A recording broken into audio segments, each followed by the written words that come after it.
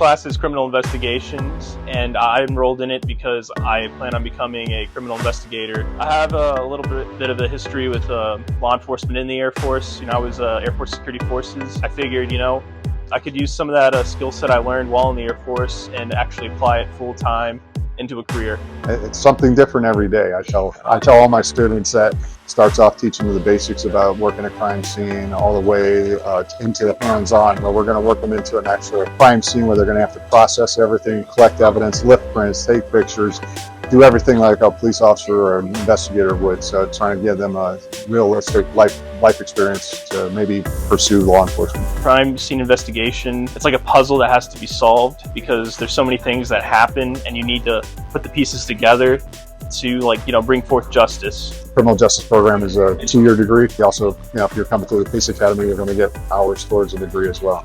Most of the time you're dealing with overall good people, and it's the way you treat them is how you get treated back. The advice would be to go for it, put your head in the books and really strive for that success.